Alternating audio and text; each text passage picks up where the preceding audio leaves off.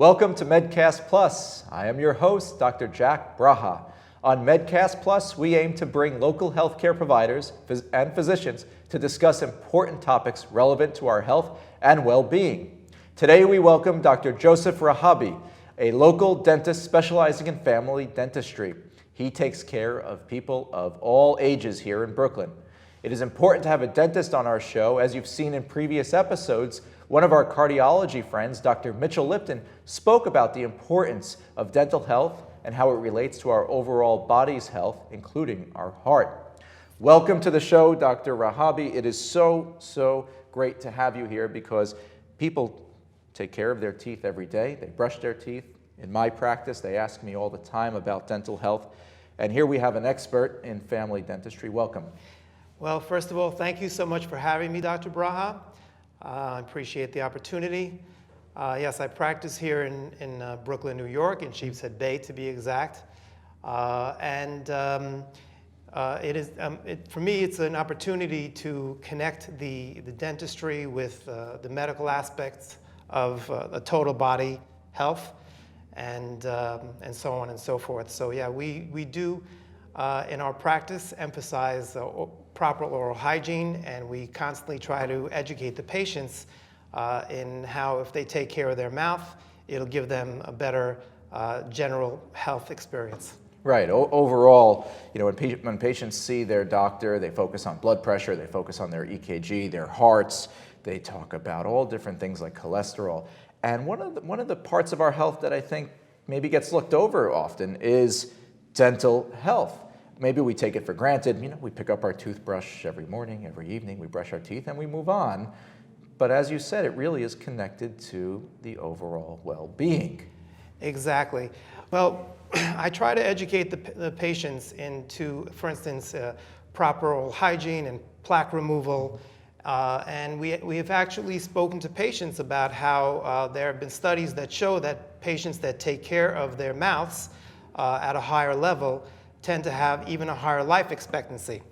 Now, they're not sure if those results are partially anecdotal, because people that take care of their mouths tend to take better care of themselves. So at the first visit, we usually try to educate the patients in proper oral hygiene techniques, of course, after we've done a proper clinical and radiological examination. And then we'll make it a point with each patient to sit them down with toothbrush and dental floss and teach them how to properly take care of their mouths. Now, a lot of people think that they know how to brush and floss properly, but you'd be surprised that 90% of the time the patients don't. So we do spend the time with them, and they're happy that we do, and they appreciate it. So tell me a little bit about yourself. How did you get into dentistry? What does it take to become a dentist? College, dental school, how long? And why did you decide to do this? Well, interestingly, when I was a child, I used to, I'm talking about when I was like around age 8 or 9. We had a family dentist. My father was friendly with him. I'd get home from school, and my father would, my father was very old school. He was from the Middle East, and he'd say, go to the dentist. And then I'd go to the dentist by myself. I'd walk about 8 blocks from the house. I would get there. One of the first questions they would ask is, did your dad send money? And I would say no, and they'd say sit down. And he was such a fine gentleman, and the work that he did, some of the work that this gentleman did in my mouth when I was 8 still has lasted to this day, and I'm 56 years old. So he starting with him, he was one of the, he kind of inspired me, and it started from there, and I just made sure to get good grades and in high school and college, and that's how the whole thing started. So how many years is dental school these days? Dental school is 4 years, and there is a mandatory 1-year residency, which wasn't the case in my time, when I trained, but I did the residency nonetheless. I trained at Columbia University Dental School, School of Dental and Oral Surgery. I did my residency at Lutheran Medical Center. One of the great things about Lutheran is that the residents there have to do pretty much everything, including trauma, So we would have to be there all night sometimes. People would get into car accidents or the victims of crime, and we'd have to put their jaws back together and things like that. So quite a bit of training becoming a dentist. Absolutely. And it's interesting, to this day, I still feel like I'm picking up some new realms of knowledge and some new techniques. And year by year, things change, and I at least once a week it happens to me where I say, something, I think I could be doing something a little bit better. For instance, one of the things that I've come to realize, and I've been educating the patients about this recently, is that for instance, there are patients that smoke cannabis, and they think that the cannabis doesn't affect their teeth and their mouths as much as regular smoking. But I have found that the patients that smoke cannabis, actually, they could have as bad a result in their mouth, or sometimes even worse than regular smoking. Very interesting. Yeah, I think in medicine as well, that's why we call it a practice of dentistry or a practice of medicine. We're always expanding on our knowledge, we're always learning, and it's good to hear that. It's important for folks to know that your education doesn't just finish the day after you graduate medical or dental school. We're always looking for the next and best, greatest way of treating our patients. Yes. And so moving into treating our patients, when someone comes to you, for example, first visit, they get an x-ray, they get a cleaning, you explain to them how to brush their teeth, they're healthy, they're doing well. What are some of the parts of education that you teach them of alarm features, things that they should look out after this first cleanup, this first checkup? What should they look out for that should tell them, I need to get back to the dentist sooner? Well, there are a couple of things. First of all, are you comfortable? Are you chewing properly? Are you feeling any pain or sensitivity? Are you noticing any blood in your mouth? Do your gums ache?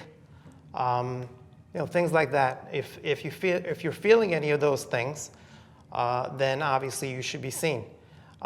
Interestingly, a lot of the patients, they tell me, well, I don't floss often. Why is that? Because the flossing makes my gums bleed.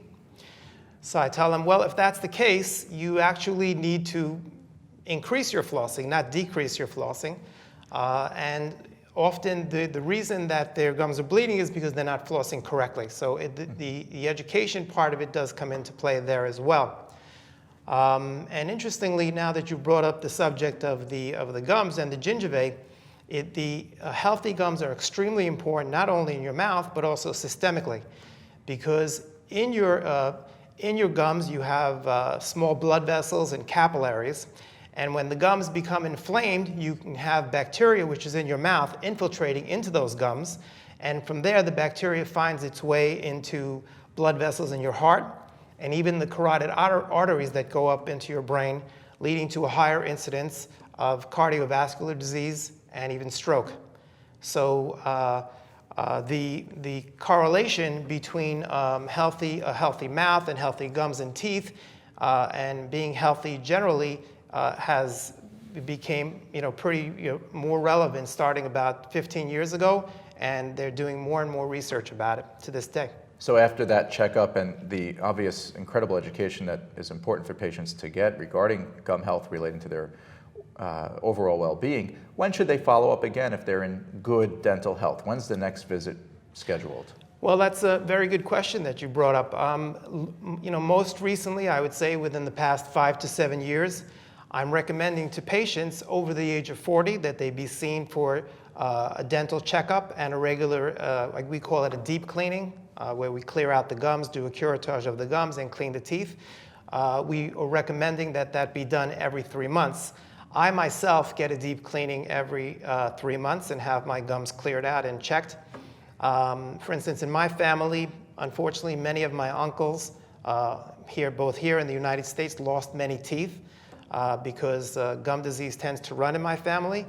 But if you get your checkups, if you get proper dental cleanings, if you're doing your cleanings every night at home, you can forestall a lot of the problems that people think are imminent or it's a given that you're going to have it because your parents had it or something like that. In other words, it can forestall the genetic component to, let's say, having bad teeth or bad gums. So even though Many people in the family have this problem. The genetics are there. We can't change our DNA, but seeing a dentist frequently, as recommended, can help push off maybe the problems that dad or grandpa or great-grandpa had in the future. Absolutely. And for instance, like when we get patients who are pregnant coming in, a lot of patients who are pregnant feel that they're going to automatically have bad teeth and gums because of the pregnancy.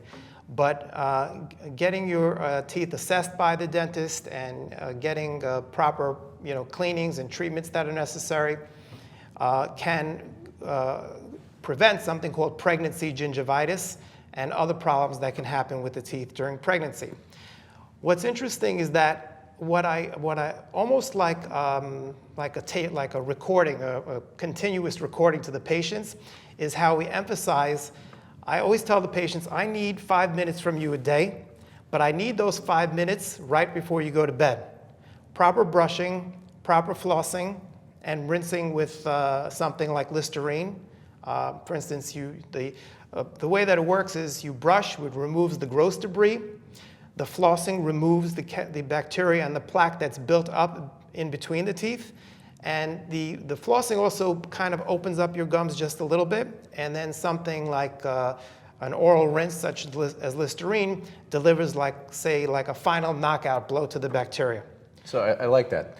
1, 2, 3 for 5. So 1, 2, 3 for 5 minutes. Absolutely. So 1 is the brush, get rid of the big stuff. 2, floss, gets rid of some of the micro debris or stuff stuck between the teeth.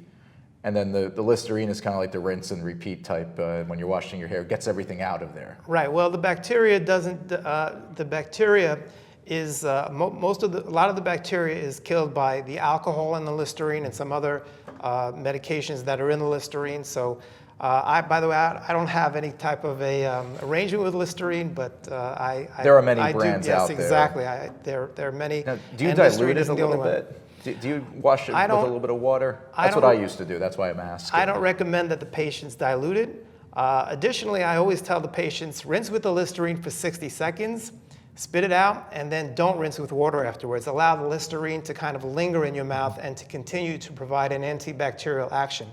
Interestingly, I tell the patients, before you go to bed, you have 2 choices. You can either service your mouth for 5 minutes or not service your mouth. If you service your mouth for 5 minutes, you can get repair while you sleep, okay? Because then what you're going to get is remineralization.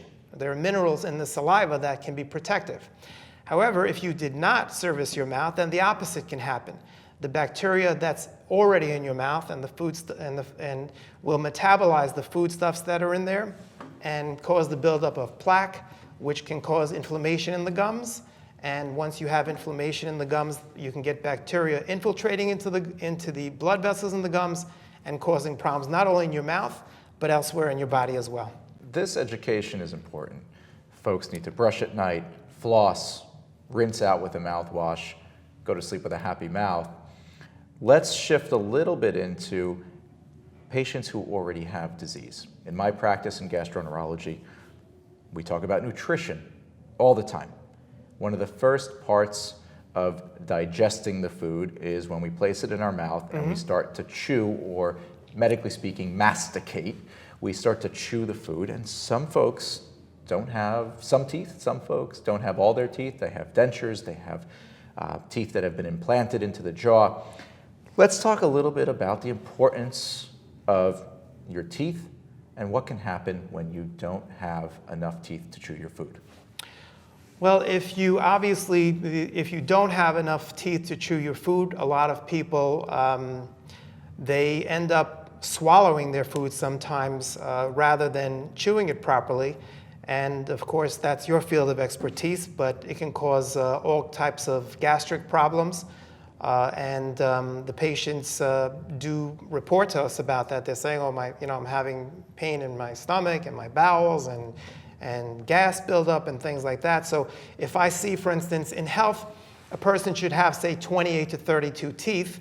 If they have lost, say, half of their teeth or even less, then they can start to have less chewing efficiency.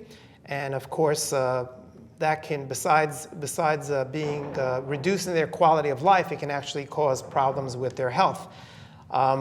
So another thing I always alert the patients, many patients lose teeth in the posterior regions, meaning in the back, and then they start chewing with their front teeth. And of course, that over a period of time, that can destroy your front teeth because the front teeth really aren't made to crush food. They're made more for cutting and cosmetics and things like that. So the rule of thumb is the teeth are meant to function as a unit. You're supposed to have a certain number of teeth, and each tooth almost has like a different role. So the more teeth that you lose, the more teeth you're going to lose because you're transferring the load from, say, 30 teeth onto 15 teeth. So you're compensating with the other teeth. Exactly. Because you're compensating now, those teeth start to get injured. Exactly. What can we do if someone is losing their teeth? What is there a step of automatically go to dentures, automatically go to implants? What can you do when someone presents and says, hey, I've been losing a couple of teeth? Well, the teeth, it really depends on where you're talking. For instance, if it's the wisdom teeth, we don't really worry too much about that. Wisdom are all the way in the back? Yeah, the wisdom are the teeth that are all the way in the back. They usually start coming in your late teens. Often the patients need to get those teeth extracted. But in my practice, my view is that if they're not bothering you, we leave them alone. But if they fall out or if they're taken out, that's okay. Usually that's the case. Now, but if you've lost some teeth, it's important to try to get those teeth replaced as quickly as possible, because obviously you not only are you transferring the load onto other teeth and causing them to have an increased load, which can cause bone loss. Your teeth, the teeth are encased in your jawbone. And if you lose enough jawbone, right, and you no longer have the support, you can lose those teeth. So it is important to replace teeth that have been lost. Additionally, you can have the teeth shifting within the mouth. If you have a space, the teeth can shift backwards or forwards. And a tooth, let's say you've lost 2 teeth and on the top and you haven't lost those same teeth on the bottom, you can get a process called extrusion, whereby because the teeth are no longer in contact with the opposing tooth, they'll continue to grow out of the socket.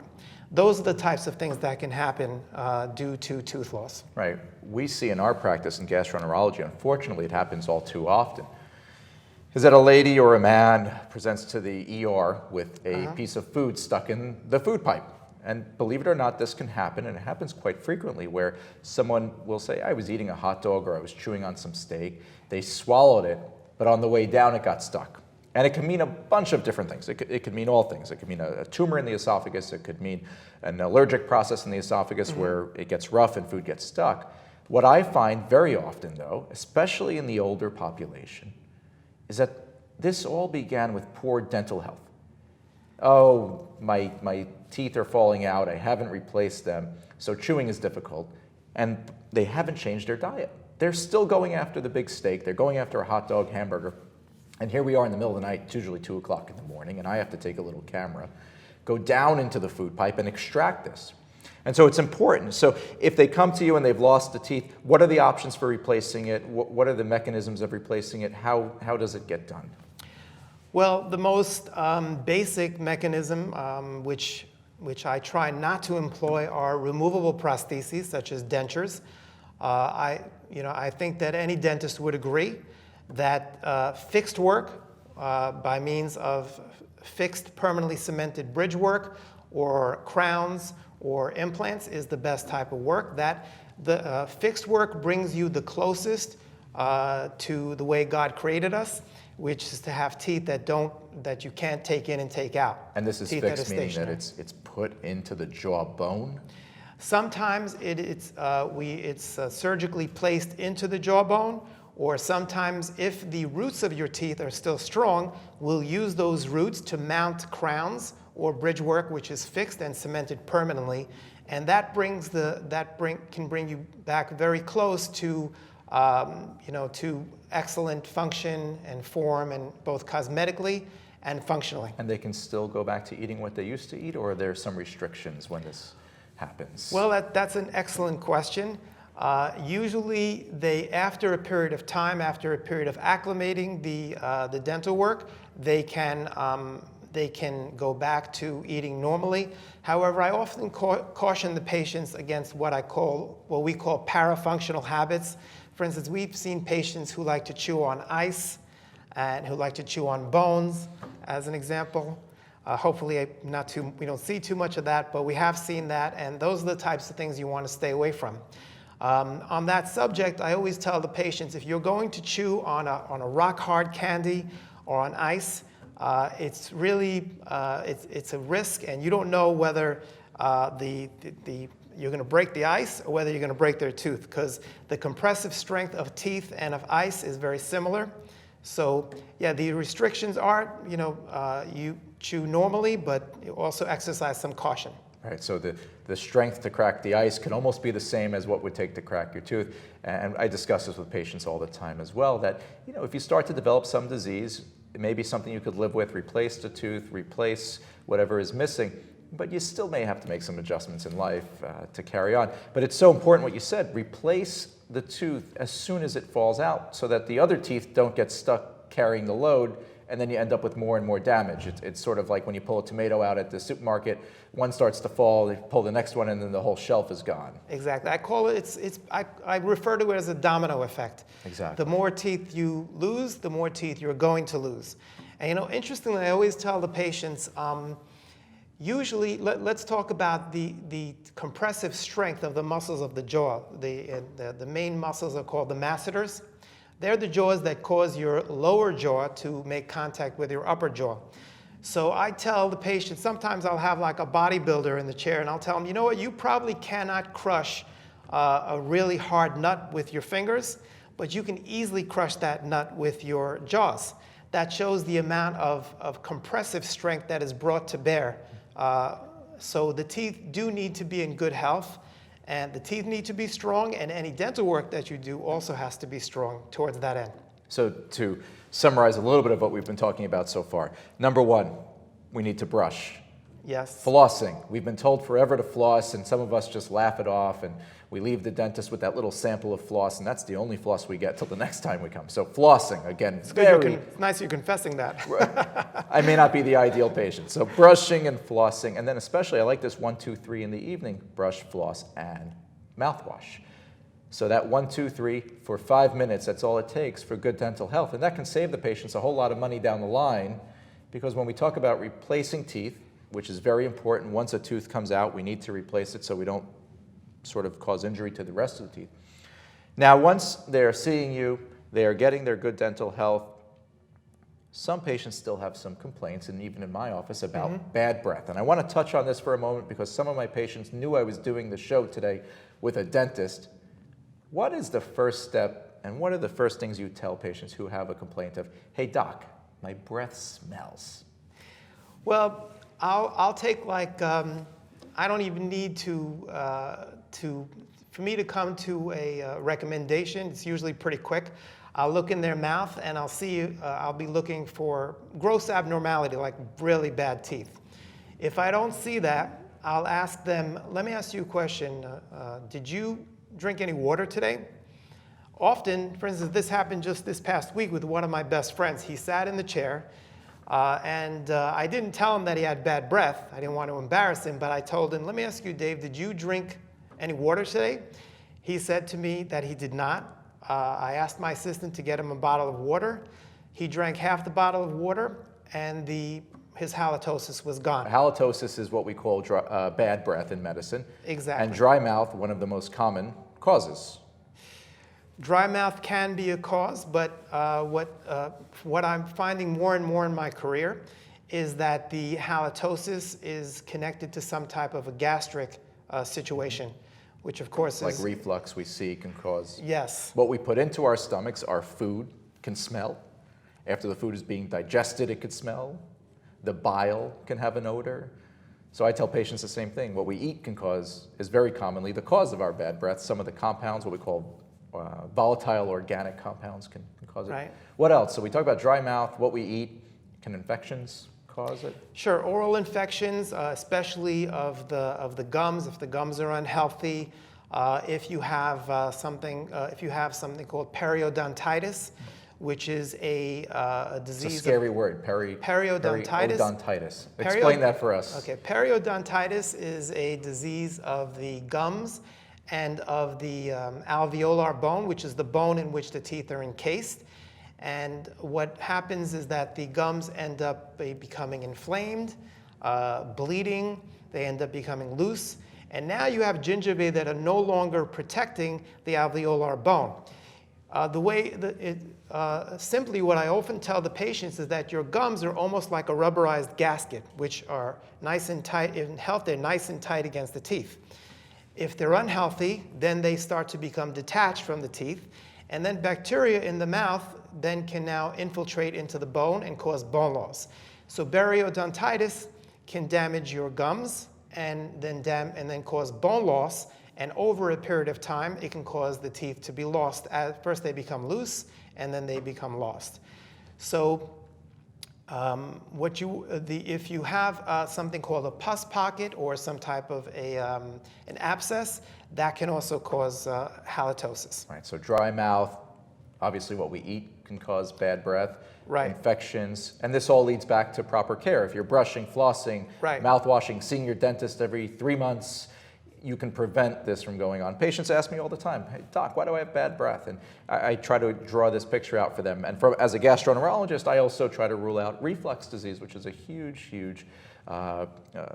disease. We see it in so many people in this country, and that can also cause bad breath. The Food, halitosis issue. acid, dry mouth, all these things can lead to dry breath. I think we should leave that for another episode, and we should delve into that quite a bit more about reflux and dental health. Thank you for joining us today on Medcast Plus. We are here to help educate you, our viewers, on different health topics. We thank Dr. Rahabi for joining us to discuss the importance of dental health. As you can see, a half hour is really not enough to talk about this, but we hope we gave you some information to help you improve your dental health. Be sure to always speak with your dentist and physician regarding your own health. Our show here today is for informative and educative purposes. For more information or to leave a comment or a suggestion, please contact us at medcastplus.com or 718-510-2103. I'm your host, Dr. Jack Braha. Stay healthy, Brooklyn.